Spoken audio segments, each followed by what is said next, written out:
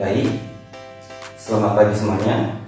Yang terhormat Dr. Rian Arthur, SPD MPD, izin memperkenalkan diri. Nama saya Zulio Arya Aditya dengan nomor registrasi 15039-21014, mahasiswa Pendidikan Teknik Bangunan.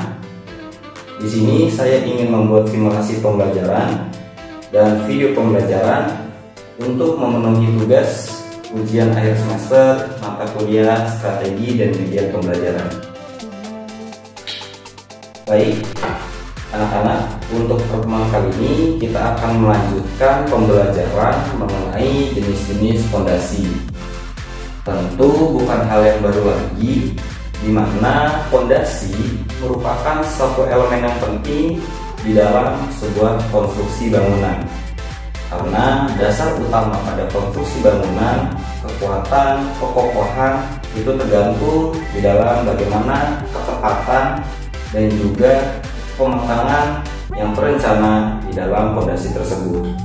Untuk fondasi itu sendiri di dalam konstruksi bangunan terbagi menjadi dua jenis fondasi. Yang pertama ada jenis fondasi sederhana, di mana itu diperuntukkan untuk rumah-rumah yang sederhana, yang juga level bawah sampai menengah. Dan juga yang kedua ada jenis fondasi yang dalam, itu untuk bangunan-bangunan yang tinggi seperti gedung-gedung. Lalu kita akan masuk ke dalam fondasi sederhana, di mana fondasi untuk rumah-rumah. Yang pertama, di sini kita bisa melihat ada fondasi lajur batu kali. Yang kedua ada fondasi flat atau foot flat. Yang ketiga ada fondasi rakit. Yang keempat ada fondasi sumuran dan ada fondasi pelan menerus. Lalu di dalam kelima fondasi tersebut, prinsipnya adalah tidak ada fondasi yang terbaik, namun yang ada adalah fondasi yang mana yang paling sesuai. Karena dengan adanya fondasi, sekuat apapun jika ia tidak sesuai dengan tanah sekitar dari konstruksi yang akan dibangun, sama saja fondasi tersebut tidak bisa menahan beban dari konstruksi bangunan tersebut, sehingga menyebabkan rumah-rumah atau bangunan tersebut akan roboh dan tidak kuat. Mari kita bahas satu persatu, dimulai dari fondasi batu kali. Fondasi kali ini sering sekali kita temukan di dalam rumah-rumah di Indonesia, tepatnya di perkampungan, di mana karena fondasi ini sangatlah sederhana, mudah dicari dengan bahan-bahan yang terjangkau, di mana bagian-bagiannya itu adalah batu kali itu sendiri dan juga ada bagian-bagian dari beton. Namun untuk fondasi batu kali itu tidak mudah retak atau hancur karena kekuatannya yang sangat seimbang.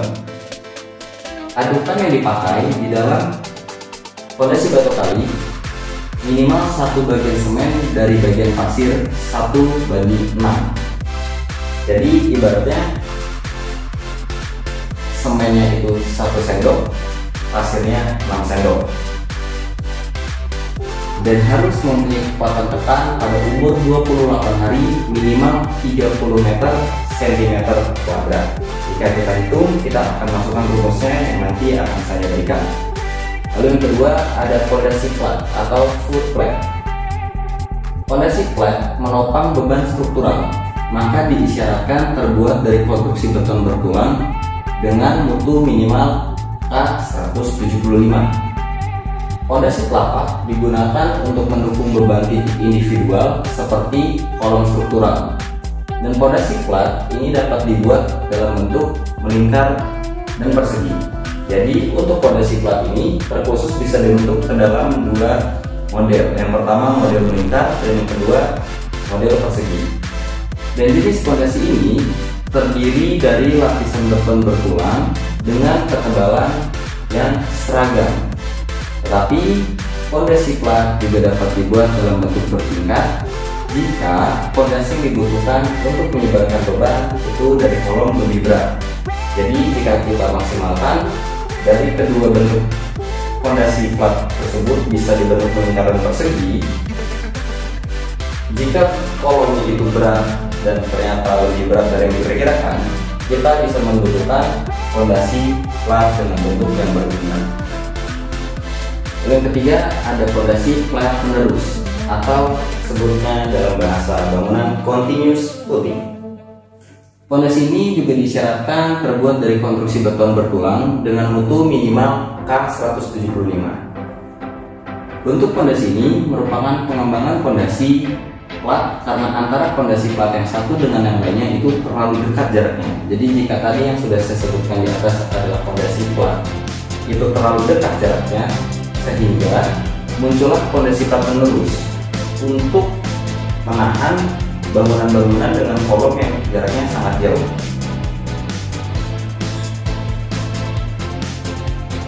Sehingga tidak terjadi adanya falling overlap. Karena jika fondasinya terlalu dekat, overlap itu akan muncul atau yang namanya ukuran yang berlebihan, sehingga itu tidak memaksimalkan kolom tersebut dan juga tidak terjangkau dalam bentuk harga dan RAD. Lebih baik antar kolom-kolom dihubungkan menjadi satu lewat fondasi plat menerus.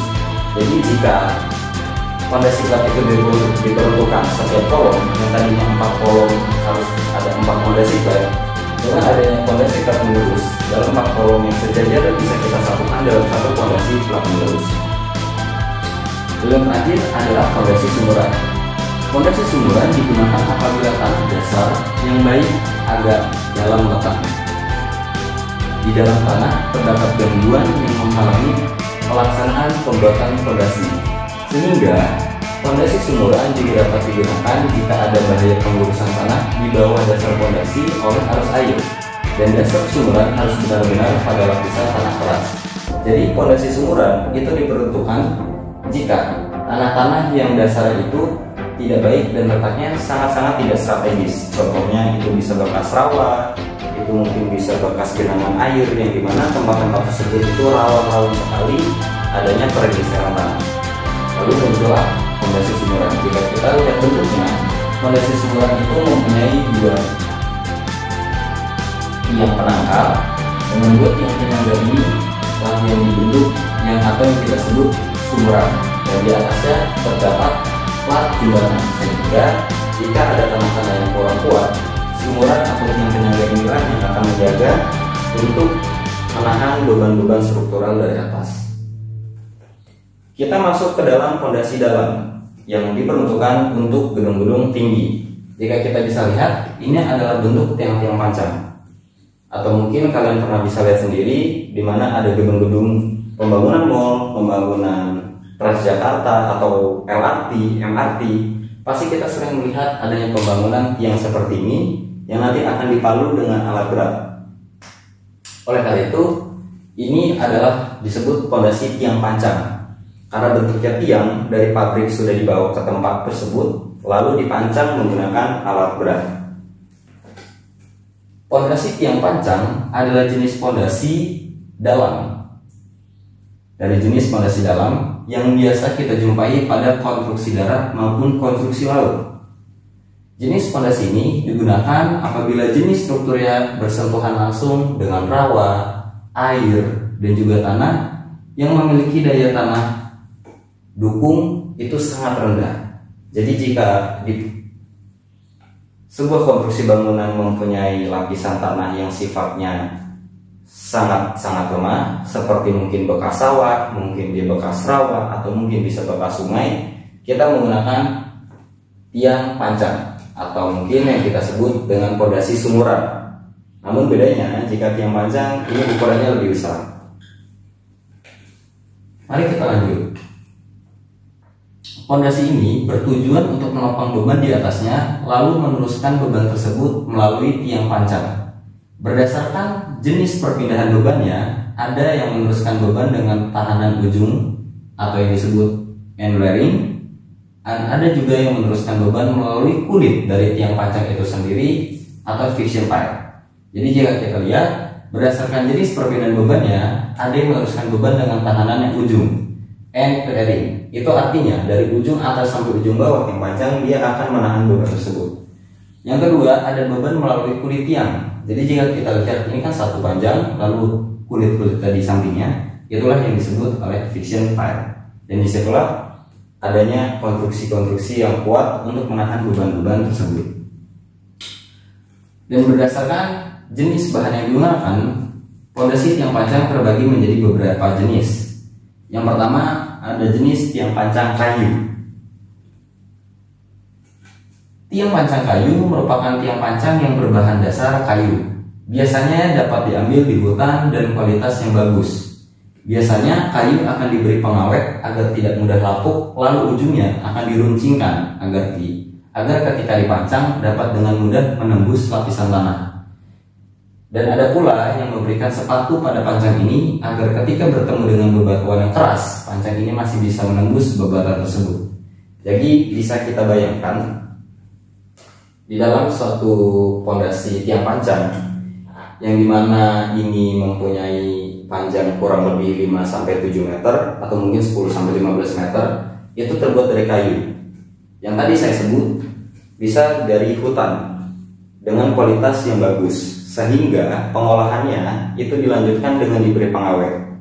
Lalu jika sudah terbagi menjadi beberapa batang, bagian yang paling bawah tadi disebut diruncingkan. Agar apa? Agar ketika dipancang dari atas dia bisa mudah dengan menancap ke bawah, sehingga pondasi tersebut bisa masuk ke dalam tanah.